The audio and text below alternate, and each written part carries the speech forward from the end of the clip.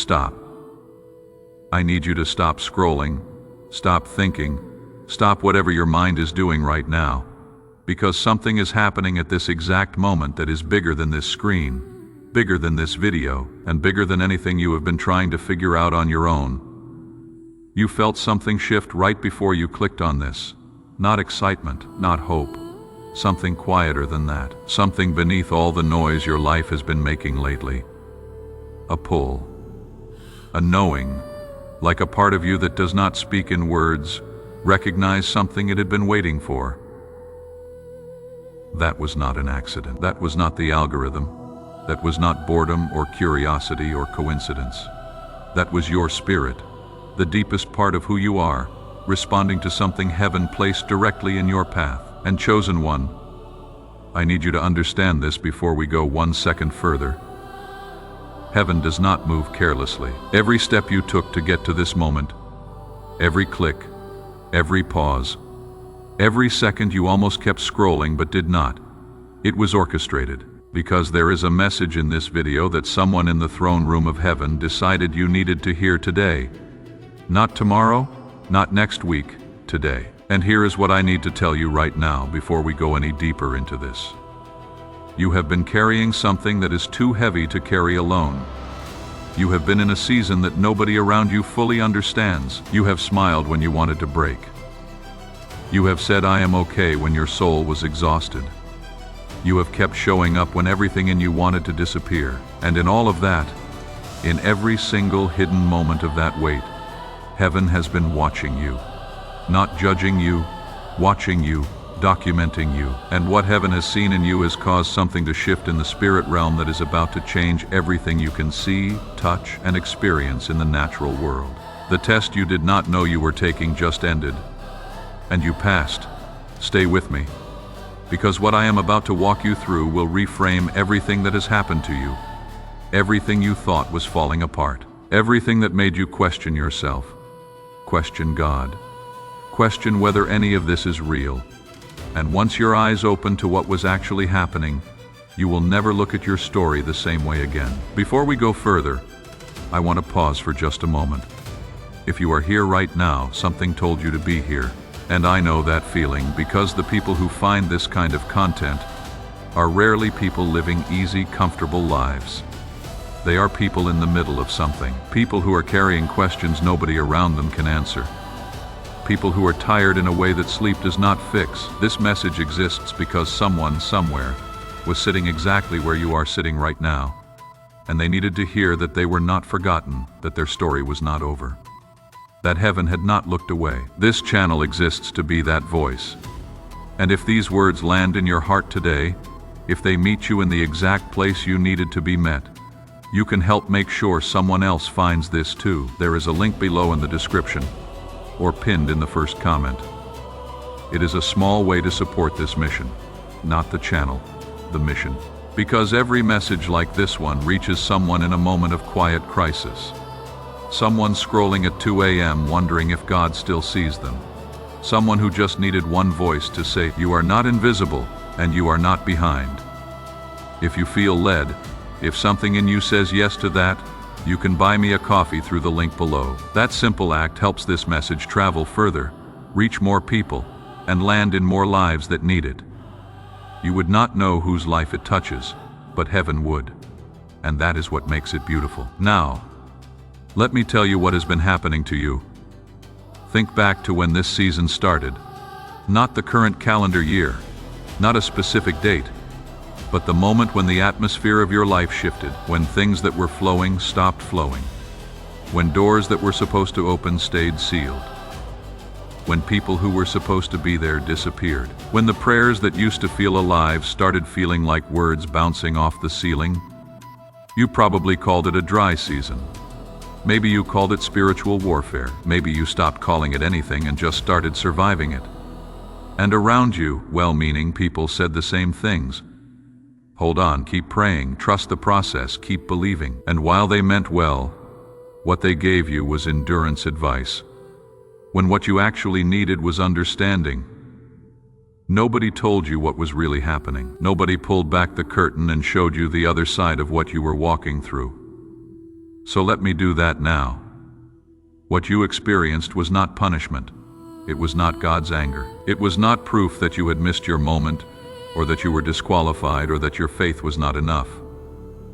What you walked through was a hidden examination, a closed door, no announcement, no warning evaluation that heaven runs for people it is about to trust with something significant.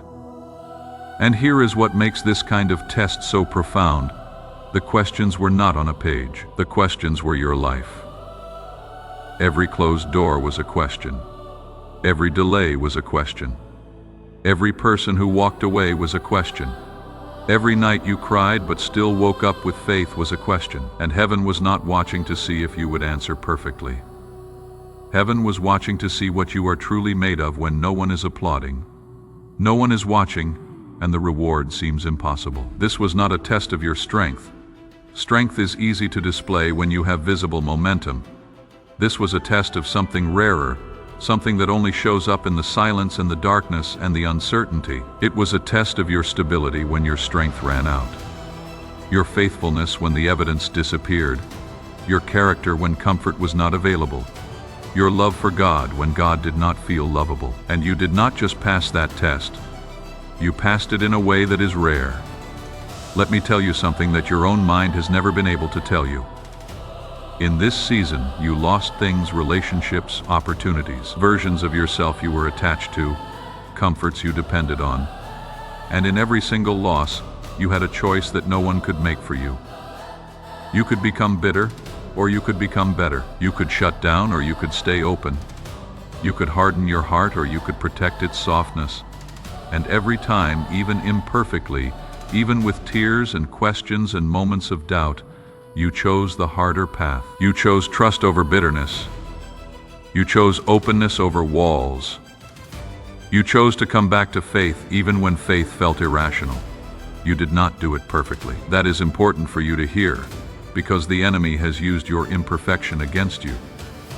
He has shown you every moment you doubted, every night you questioned, every second you wanted to quit, and he has whispered that those moments disqualify you. But here is what heaven actually saw. Heaven did not grade you on your best moments. Heaven watched what you did with your worst ones, and in your worst moments, in the moments when you had every right to walk away, every logical reason to let go of faith, you still came back. You still got back up. You still chose, quietly and without applause, to trust the one who was not explaining himself. That is not common. That is not ordinary. That is the kind of faithfulness that changes your spiritual status in ways you cannot yet see but are about to feel.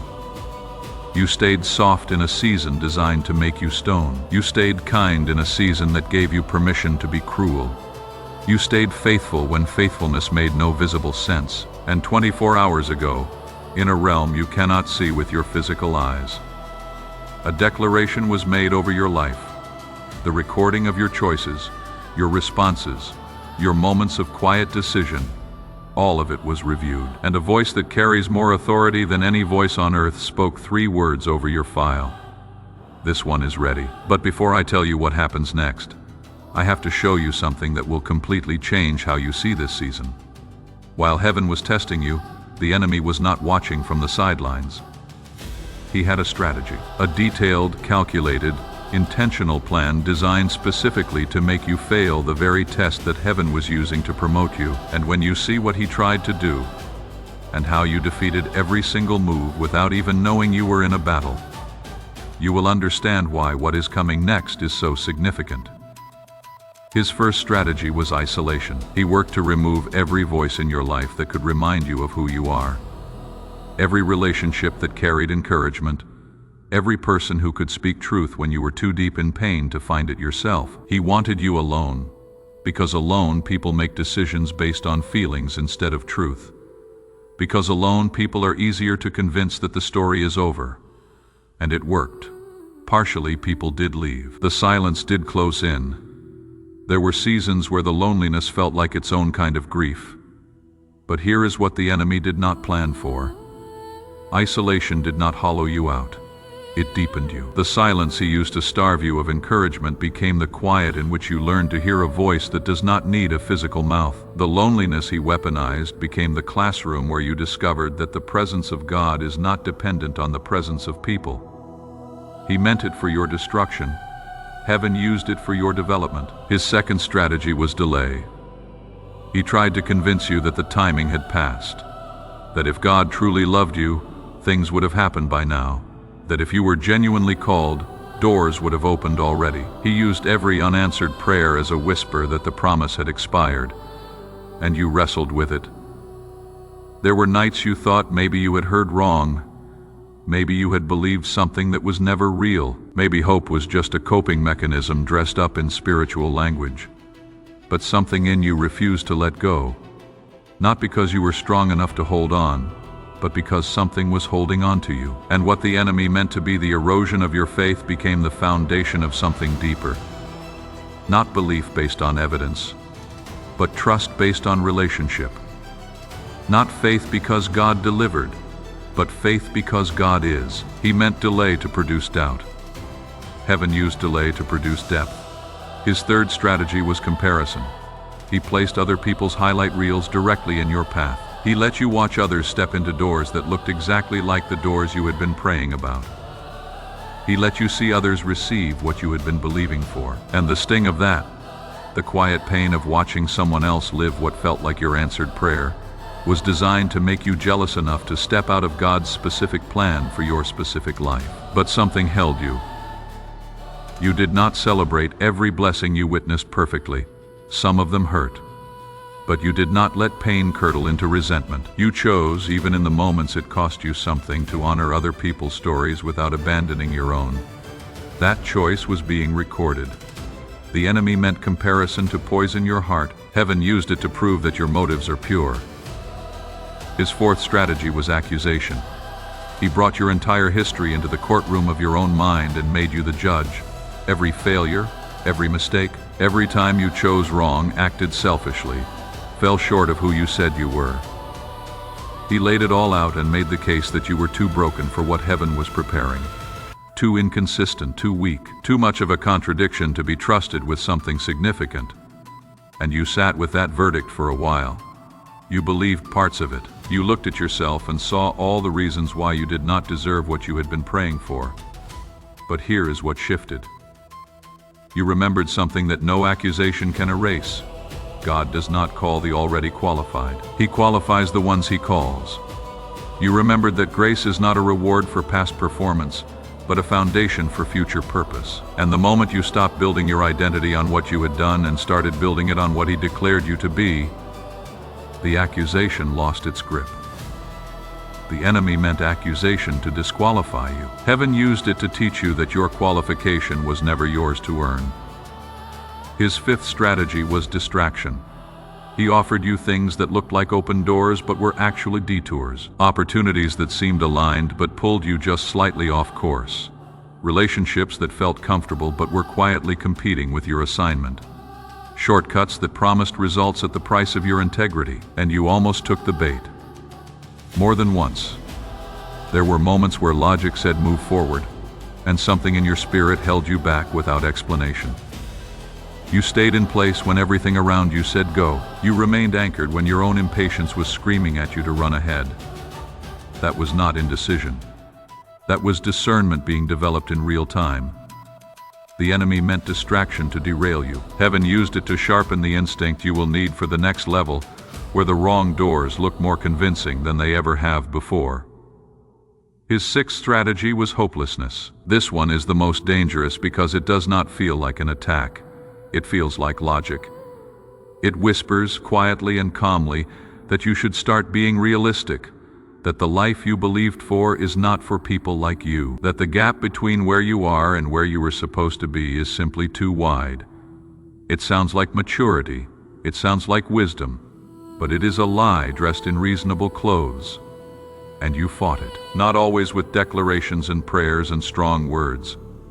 Sometimes you fought it simply by waking up the next morning and choosing not to let it win that day. Sometimes the most powerful act of faith is simply refusing to agree with despair. And you did that, quietly, consistently, without anyone seeing it. The enemy used hopelessness to try to get you to write your own ending before heaven was finished writing it. But you would not pick up the pen. Now look at what you have survived. 6 strategies, 6 intentional, targeted attacks on your specific calling, your specific identity, your specific future. And you are still here, still believing, still soft, still you. The enemy does not panic easily, but right now he is panicking. Because here is the thing about tests. Once you pass them, the lessons are written into who you are. You cannot be retested on what you have already mastered. The strength you built is now your foundation. The character you developed is now your weapon. And the enemy cannot use the same tactics on you anymore because you have already proven in the fire that they do not work. I want to pause here for just a breath, if you are still watching. If something in this message has been finding the places in your chest that you thought you had locked away, then you are exactly the person this was made for. And I want to be honest with you about something. There is someone else out there right now who needs this exact message. Someone who will not find it unless it reaches them. Someone at the end of their rope who typed something into a search bar today, not even knowing what they were looking for, just hoping something would answer the ache. This channel exists for that person. If these words have been a gift to you today, you can pass that gift forward by supporting the mission that makes this possible. There is a coffee link below in the description. That is all it is. A cup of coffee. No pressure. No obligation. Just an open hand from someone who believes that words like these should reach as many people as they possibly can. When you support through that link, you are not helping a channel grow. You are helping a message travel. You are making it possible for this word to land in one more inbox. One more inbox, one more heart that is sitting in the dark tonight, wondering if anyone in the universe is paying attention to them. You would never know whose life it reaches, but the ripple would be real. And heaven keeps track of that kind of generosity. If you feel it, the link is there. And I am grateful for you either way. Now, back to what heaven is doing in your story. Heaven does not make declarations in the spirit without releasing confirmation in the natural. There are signs in your life right now, things you may have dismissed or explained away, that are actually evidence that the season is shifting. The first sign is unusual mental clarity. For much of this season, your thinking was clouded. You could not hear your own discernment clearly. You second-guessed every decision. You could not tell what was God, what was fear, what was wisdom, and what was just exhaustion trying to protect itself. But recently, something changed. The fog started lifting. Decisions that used to paralyze you are becoming obvious. People and situations you could not read clearly are suddenly transparent. You know things now without being able to explain how you know them. That is not your mind getting sharper on its own. That is the mist of testing clearing because the test is complete. The second sign is a peace that makes no logical sense. Your circumstances have not fully changed yet. The situation is still complicated. The relationship may still be broken. The finances may still be difficult. But something inside you settled in a way that your circumstances do not explain. You are not as desperate, not as frantic, not as afraid. You are still aware of the problems, but they do not own you the way they did 3 months ago. That peace is not denial. It is not you giving up or going numb. That is the peace of heaven resting on someone who has been approved. When God stamps your file, He releases His peace before He changes your situation, because He wants you anchored before the acceleration begins. The third sign is that the people and situations around you are responding to you differently. You have not changed your approach. You have not announced anything or done anything dramatic, but something in the way people see you has shifted. Conversations that were cold are warming up. Doors that were sealed are developing cracks. Opportunities that previously looked past you are starting to look at you. People are treating you with a respect or a consideration that was not there before. This is not coincidence, and it is not flattery. When your spiritual status shifts in the invisible realm, it changes how people perceive you in the visible one. Favor is not something you perform. It is something that gets released over you, and it is beginning to manifest now. The fourth sign is that old appetites are losing their power over you. Things that used to tempt you have lost their pull. Environments that used to trap you feel wrong now. Patterns you used to repeat are suddenly unappealing. Not because you are white-knuckling your way through resistance, but because you genuinely no longer want what you used to want. The desire itself has changed. That is not willpower. That is transformation. The test changed you at a cellular level, and your desires are now aligning with your destiny instead of with your old defaults. This is one of the most underrated signs of spiritual promotion. The fifth sign is a quiet but persistent anticipation. You cannot explain it, and you cannot prove it, but you wake up with a sense that something is about to shift. You catch yourself making plans you have not made in years.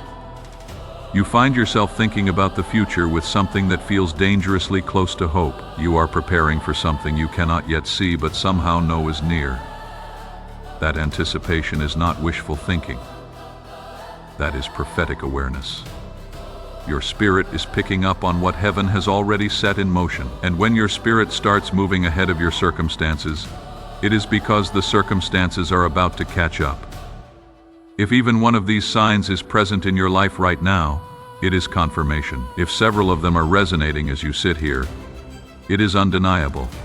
Your season is shifting, and what is coming requires a different version of you to receive it. Let me tell you what happens when a chosen one completes a hidden test and steps into their next assignment. I am not speaking from speculation. I am speaking from the pattern of heaven, the way promotion moves once it has been authorized. In the next 30 days, a door is going to open that you stopped praying about.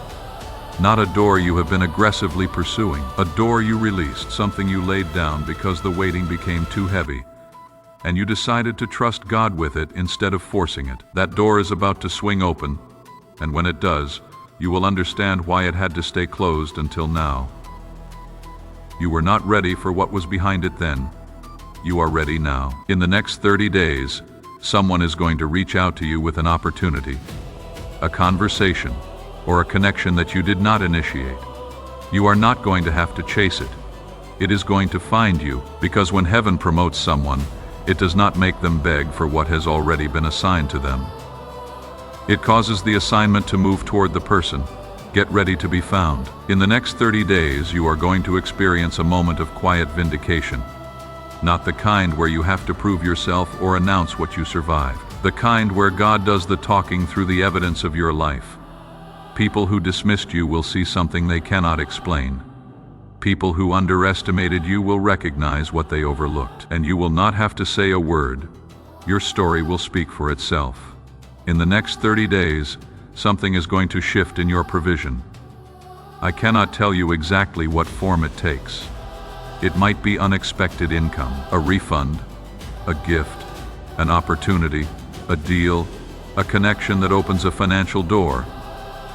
But the pattern of barely enough is about to be interrupted, not because you finally figured out the right strategy, but because heaven rewards faithfulness, and your season of tested stewardship is complete. Provision is beginning to align with your purpose. In the next 30 days, something heavy that you have been carrying for a very long time is going to lift. It might be guilt. It might be shame. It might be the pressure of feeling like you have to constantly prove your worth. But one morning, you are going to wake up and realize that the weight that used to be the first thing you felt when you opened your eyes is simply gone. That is the inner healing that accompanies promotion. Heaven does not just advance your position, He heals your heart so you can actually enjoy where He takes you. You passed a hidden test heaven gave you, and your promotion is already authorized. Doubt is the only thing that can delay it. So make a quiet, settled decision right now to believe what heaven says over what your circumstances say. Pray this: God sees every faithful moment you carried in secret. Your season of testing is over. Doors are opening, connections are coming, provision is shifting, and the weight you have been carrying is being lifted. In Jesus' name, amen. In the next 24 hours, write down 3 things you stopped praying about and release them again in trust. Tomorrow, take one step you have been postponing. This week, let yourself receive what comes to you without deflecting it. Like this video as an act of agreement. Subscribe so you do not miss what your spirit still needs. Comment which sign resonated most. because your testimony will be the anchor someone else needs at 3 a.m. Share this with someone still in the middle of their test. The test is over. The door is open. Heaven already chose you, tested you, and promoted you. The only question left is whether you will walk through. Stay ready, stay faithful, stay aligned. Your time is now.